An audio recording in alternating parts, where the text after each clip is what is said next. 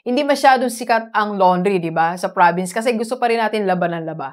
Pero alam mo ba ngayon, in the advent of the new opportunity, new technology, sa paligid natin dito sa probinsya, mas gusto ng mga nanay na magpalaba na lang, magpunta sa laundry kaysa silang maglaba.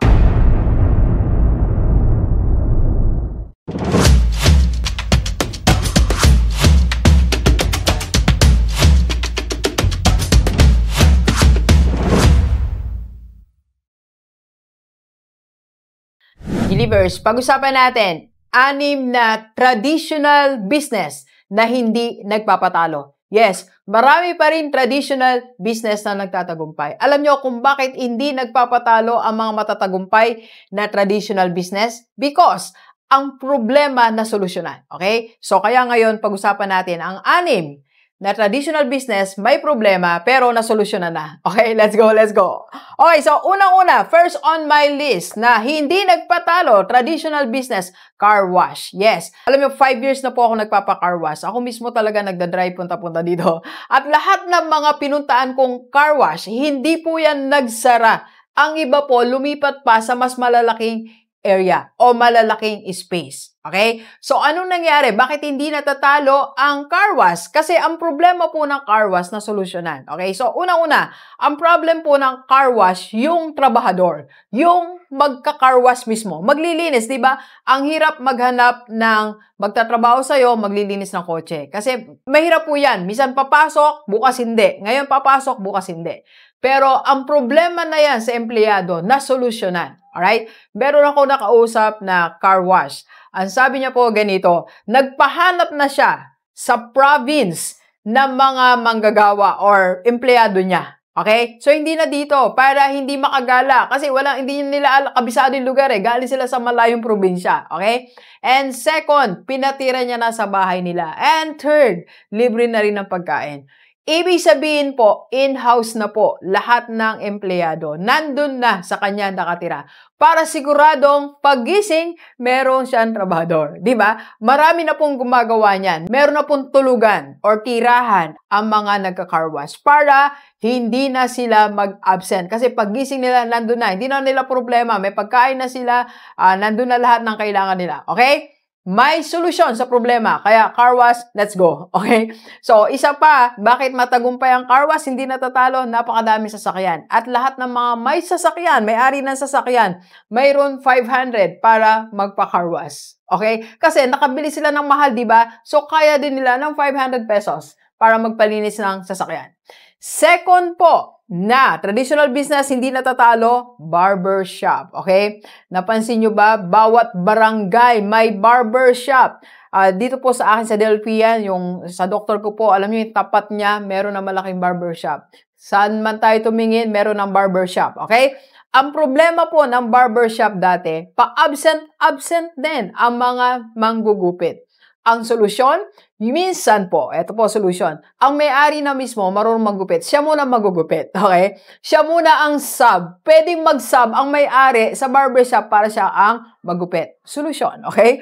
And third po, welding shop or motor shop. Okay?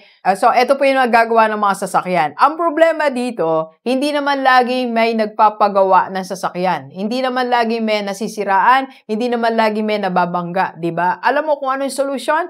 Para magkaroon ng income, kung sakaling wala pang nagpapagawa ng malakihan, nagpapa-assemble ng sasakyan, ang solusyon, other source of income, other revenue stream in one business.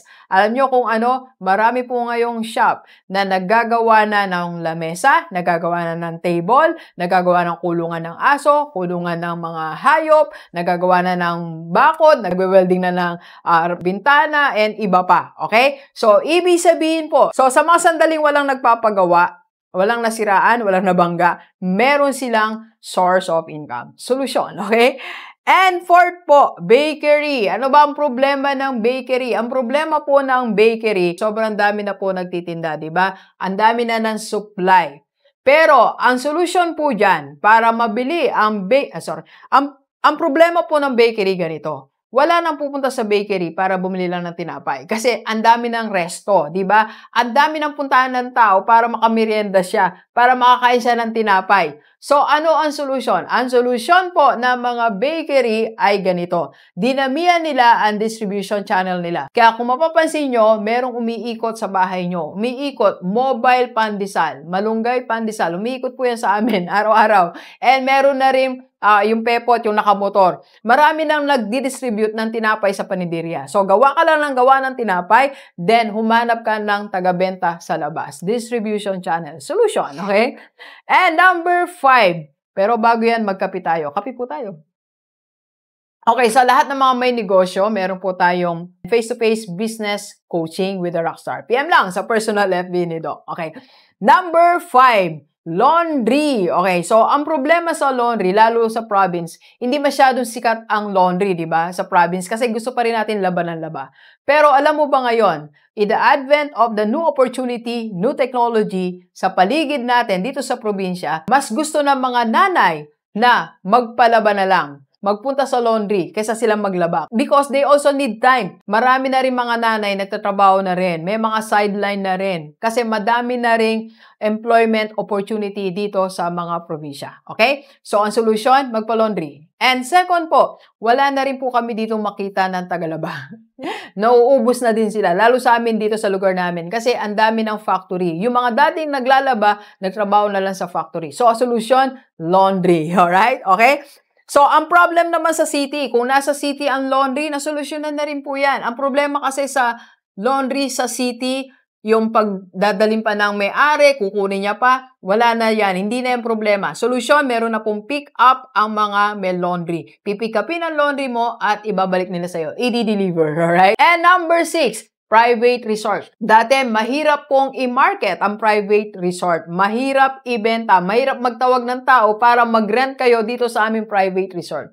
Pero ngayon, ang solution, social media. Yes, pag meron kang FB page, may social media manager ka, madali pong ibenta ang private resort. Kako-coach ko lang po, siguro mga last month po yon. Kumikita po ang resort ni Sir sa Zamboanga ng minimum of 100K. Okay? Alam nyo kung bakit ang susi, meron sa social media manager. Madaling i-promote. Okay? And second solution, ang tao po kasi ngayon, gusto na rin may event. May family event, company event, and maraming events. Reunion, di ba? Alumni homecoming, celebrations. Gusto natin, event tayo ng event. Celebrate tayo na celebrate. That's the culture of Filipino na pwede maging advantage sa yung private resort business. Okay? Okay, so sa atin po lahat, ito po yung mga traditional business na buhay, hindi natalo. Let's go, let's go.